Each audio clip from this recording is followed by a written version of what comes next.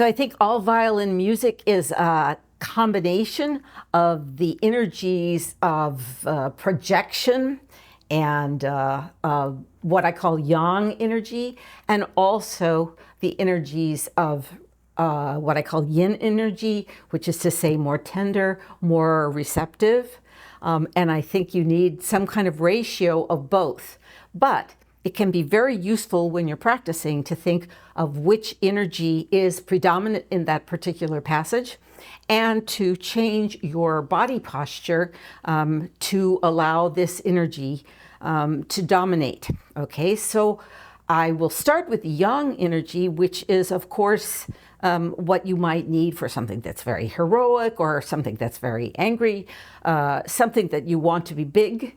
And in order to play with more sound, I need my legs. So my posture will be with possibly wider legs, and I will relax. I will relax my pelvis under, and I will have my violin moving up into my bow. So I'm not stiff, but I'm wide. And what are my elbows doing? My elbows are far from my body. Okay, this is what I call lively elbows. So they are not, I am not crunching down and in, but I'm as big as I can possibly be.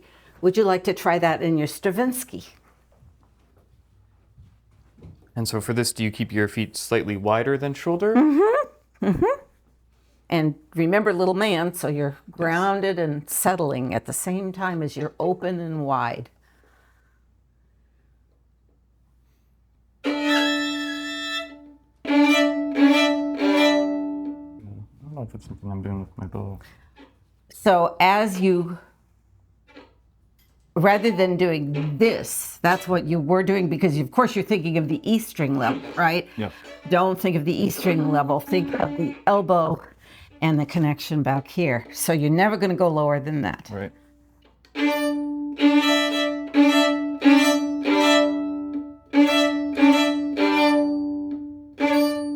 Good, and now you look a tiny little bit crooked like that. So what if you were a little bit more that way?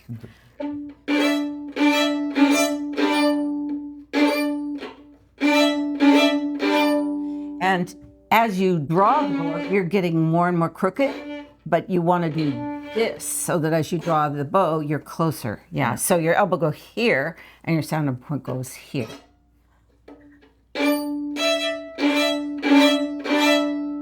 Good. Getting there. Yeah. Yeah.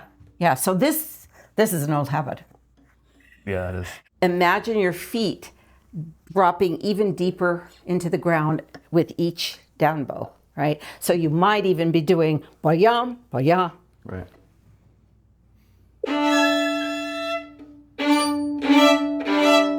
Mm-hmm. Try again. Should I just do the 3 down bows? Sure. Yeah, that's better. One more little thing I want you to do.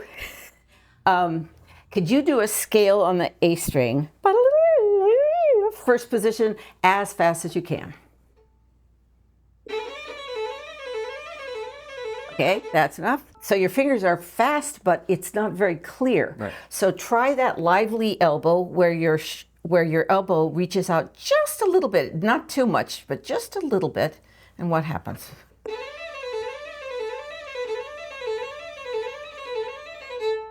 So the articulation is much clearer, and it's because the elbow is now hooked into the spine. You're getting your nerve signals. Your fingers are getting their nerve signals from the spine. So it's sort of strange when you hear what a difference that makes. Might be interesting to try your arpeggios and your Paganini that way.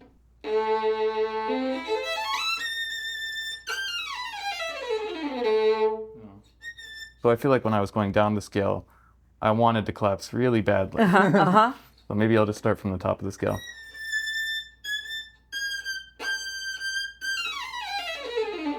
Good. Yeah. That was different. That was definitely more articulated. Yeah. Okay, so I think this lively elbow in both arms is good, but left especially, I would say. So the second postural energy, I call flexibility. But really, you could also say it is yin energy. So in other words, you want to feel the curve and the give of the string. You want to feel the roundness and the circling of your bow arm. So it's a very different feeling than what you were doing with the expansive energy where you were making yourself wide. So now I want you to feel like you're curving into yourself, and even through the string and into yourself. So make a circle. You could just do a slow doubles, play open string and just make a nice circle. Now release your hip flexors, your knees, and your lower back. You could also do the Karen Tuttle breathing out.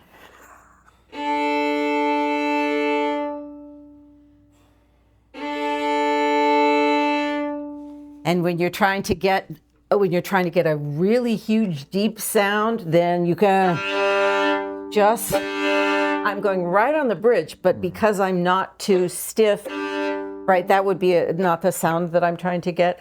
So if I stiffen anything, it really changes the sound. So I've got to keep, I'm checking in with my lower back, my knees, even like the fingers on the bow. These are all capable of this give. So I can play deep into the string. Nice. Right? So that might even apply to those Stravinsky chords that you were working on. Yeah. A little bit, right? A little bit. I wouldn't do it totally because that's not the right feeling. It's very heroic at the beginning.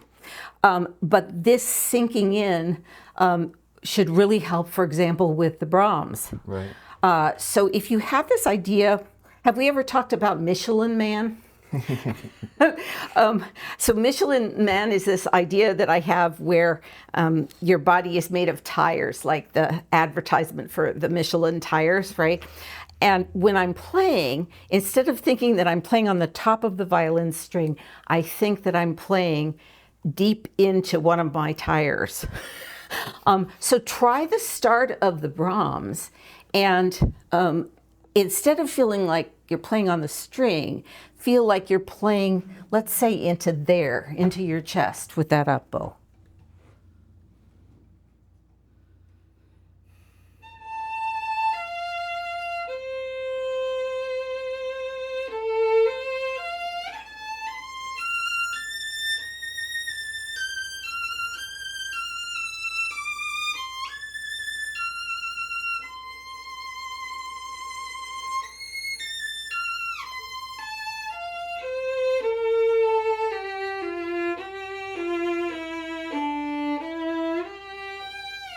Good.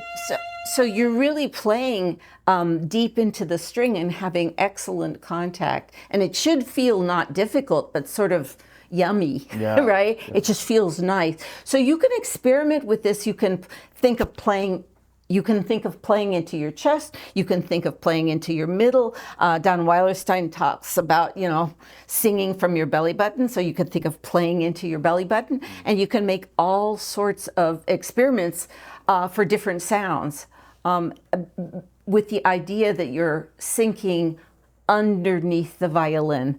One of the exercises that really helps with this tone production is that one where you put the violin under your right arm. You could do it. And you play where the violin is. You make big, deep circles under the violin. And then when you're ready, without changing the rate of your right arm movement, you put the violin in the middle of the circle and take it away again. So you just feel that circular motion of your whole arm. And then it's so relaxing and so big. It's actually very relaxing to play big. So that is part of what I consider the yin energy, where your body is receiving the bow, not just the violin. If your spine is stiff, then it's as if the body is on a table, and this sound is quite different. It can be very strong, but it might be edgy and harsh, which it was when I was your age. But if you have a little bit of the postural energy of flexibility, then you can have both big and resonant, right? And that's not just coming from him. It's coming from every joint in my body is contributing resonance to the sound. So if I'm looking at this passage here in the Brahms first movement, I can see that this is very stormy. You're basically in a fight with the orchestra. So you definitely want your yang posture, your expansive posture. So as you come up to it, you have a little rest. You could write in the music a large triangle.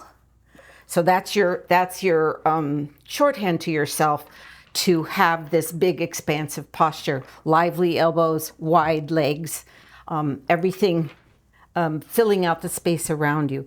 Then conversely, as you start this passage at the beginning of the development of the first movement of the Brahms, this you want to be very beautiful, and it's very sad. So before you begin this passage, you could use this marking, which is what I use for the flexibility. It's meant to remind you of the Tai Chi figure eights. Experiment with different stances when you're playing your music. If you want something more heroic, think of expansion. And when you want something more loving and lyric, think of the flexibility. But remember, even when you're in an expansive posture, you still need flexibility. So don't lock out your knees, don't lock out your lower back. And likewise, even when you're being flexible, that doesn't mean you lose complete track of what your spine is doing to help you play into the violin, right? The violin is on your shoulder is connected to your spine can come up while you're playing into your soft Michelin tires. You need both. You need a ratio of both.